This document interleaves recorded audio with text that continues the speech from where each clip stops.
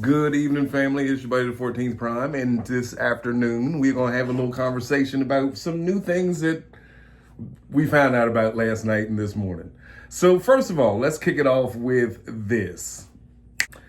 Yep, so as we thought and some of us had speculated, the new More Than Meets the Eye branding Scourge, is indeed the 86 Scourge. Not a single thing changed down to the pink fingernails, which I absolutely love on this guy. This toy right here, I remember searching for it when I was trying to complete the, Galvatron and Cyclonus and so forth and so on. And before I even get into that, so seeing that this is a Target exclusive soon to come out, I didn't even read the rest once I saw the pictures. Being that this is a Target exclusive that will probably hit shelves this summer or whatever, whenever they probably said, I can tell you that if you want it that bad, you can go to Amazon and still get this. You know what I mean? Like, unless you buying it for the packaging. Now, don't get me wrong. I'm sure on Amazon it's probably like $70 or whatever to get this guy now. But I'm just saying, if you don't have them, you got a little extra change. I know tax money is about to hit some people. Yeah, you can go ahead and get them overnight with Amazon instead of waiting. But yeah, the new More Than Meets the Eye Scourge has been revealed. I'm going to go ahead and jump out on a limb and say that Cyclonus is going to be the same Cyclonus, maybe with better plastic so it's not yellowing. Somebody had asked me a couple months ago, or a couple weeks ago on the channel, was like, hey, do you ever have any toys that yellow or have any yellowing issues or whatever? And I was playing with Cyclonus and Galvatron and Unicron, who was now hanging right there. He's still too small. I don't care what nobody say. But I think that they're just going to do the same thing with Cyclonus. It'll be that incredibly engineered jet that we got a couple years ago in a More Than Meets the Eye package. But yeah, either way, still. Now, here's the thing with the toys. Cyclonus is probably one of the greatest engineered toys. Like, transforming him blew my mind a good amount of times. It's so much fun because the whole nose cone of the jet is all compacted down into his midsection. It's crazy. And like with this guy, he's very screen accurate to me. I mean, I know he's got like the holes and stuff on his legs, whatever. Gap fillers, I'm sure. DNA probably working on a kit for it right now. But I thoroughly love this guy. I was very impressed with him. I had a hard time convincing myself to buy him, though, when I first found him, because I have the Titans Return Scourge. And I didn't think anything was wrong with that until I saw this one. And so then he became a sweep. And he became the official. So let's go ahead and put him down and put him right here. And then last night we got some new images of walking Dead Willie. I'm sure they're going to repaint it at some point. But when was his face orange? Let me know. Let me know. When did he have an orange face with dead eyes? Like, I can't get past his face. And again, I feel as though if you have the core class version, then you're good. Like, this is way more screen accurate, way more cartoon accurate than that one. I understand somebody has said, no, they're going for the Wild Boy Wheelie look. That was one comic. And don't they have a comics line coming? You could have done the Wild Boy Wheelie later. But hey, it's your money, it's your collection. You buy what you want. As for me, in my house, we gonna go ahead and stick with this very accurate, very happy, fun little boy that I remember being, that age watching the 86 movie, and I related to Wheelie. I thought, I was like, if I was a Transformer, I would be him. I'd be the little boy running around with the gang. Why did he never grow up? That's why I do not get it. I do not get it. Everyone evolves. Transformers, the whole primes, everybody came from somebody else and so forth and so on. Bumblebee died, came back as Goldbug, and then so forth and so on. Prime died, came back as another Prime, and came back as Power Master Prime, came back. Why did Willie remain a 10-year-old child the entire time. Maybe this new Willie is teenage Willie, and that's, maybe that's what they put on the box. I don't know. I hope.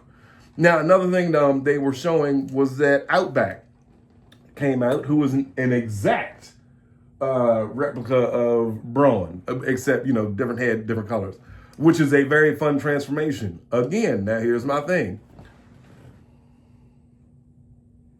Got Titans Return. And I honestly, I think I just got this one not too long ago, I think. And again, it's one of those decisions like, do I need to? No, I don't, because I have this one. Do I want him to be exactly scale with Outback and, with Braun? No, don't care. Don't care. This is my definitive one. No.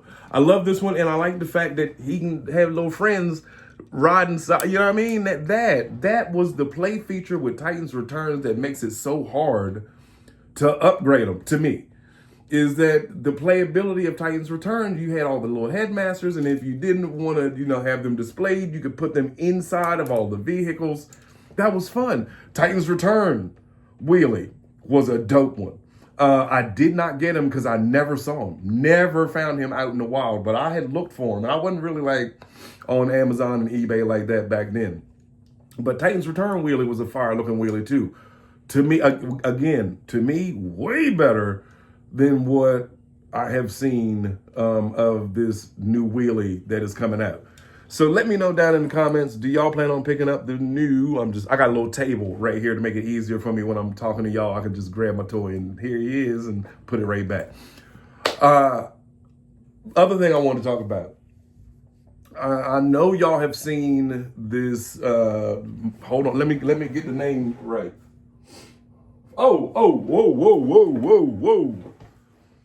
Missing Link Grimlock. I have yet to buy one of these Missing Link toys because I don't really want the old version. Like, unless it's my actual vintage one that I've had since I was a kid. And the only ones I have of that is my G1 Megatron, G1 Prime, Baby Trypticon. And I do have Big Lots Devastator. So, like, I'm just not really sold on the whole Missing Link thing. But here's my question. I saw a thing on TFW 2005 or T-Formers Today about the price. You telling me that a remake of a toy that was $13 in the 80s and maybe $18 later on? I remember it being $13. I know that for a fact at Drug Fair in Easton. This Missing Link Grimlock is $118? What? $118. That's a little crazy. Does he talk? Does he light up? Does he walk by himself? Does he have battery operated features like my baby Trypticon does, that I can put 2 batteries in his back and he can walk across the floor? If the answer is no to all of them, then no, it does not belong here. I don't get that. I understand, y'all added some knee joints and some elbows and like a head swivel, but that's what? Does that justifies the $118? But anyway, I digress. Y'all enjoy it. A lot of y'all looking forward to them. A lot of y'all loving it. Y'all want it. Get it. Enjoy it. Let me know how it is, because I'm not. And then the last thing I did want to talk to y'all about, is this 3-0 MDLX Dirge. Gorgeous toy. Gorgeous toy. That doesn't transform. I don't know about y'all. I just feel like, I know I'm going to hurt a lot of people's feelings with this, but this is my opinion, this is my show. If you don't like it, start your own YouTube channel. I think that if it's a transformer, it should transform. That's it. Especially a toy that looks like that. If y'all could put that much money into the paint and the weapons and the swords and the blades and the sculpture and the lines and all that stuff, then I really think that you could have just added, flip the nose cone up, put the legs together, and get you a jet out of it. You couldn't have added a couple more springs, screws, nuts, bolts, whatever it is that y'all be adding to make it transform, you engineers. Y'all couldn't have added something. Because these are, if it transformed, I'd have bought it. I'd have pre-ordered, bought it, whatever, or them. I'll put it that way, because Starscream looks great. Dirge looks great. A lot of these statue action figured, model toys look incredible. And I get it. I understand. Apparently there's a niche for this in society where people feel like, I don't want the toy. I don't want to deal with changing it back and forth. I just want to have it to look at it. Cool. For me, if you don't transform, you don't belong in here.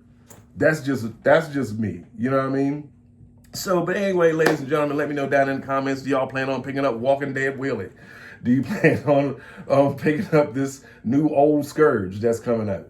Do you plan on picking up Outback? And you know what I mean? Which, to me, out of everything we've talked about so far, Outback is the shining grace of the whole conversation. As for me, little room update. Okay, we got Unicron hanging. I did take Primus out. The girls have their own studio apartment up there in the ex-Barbie dream house now.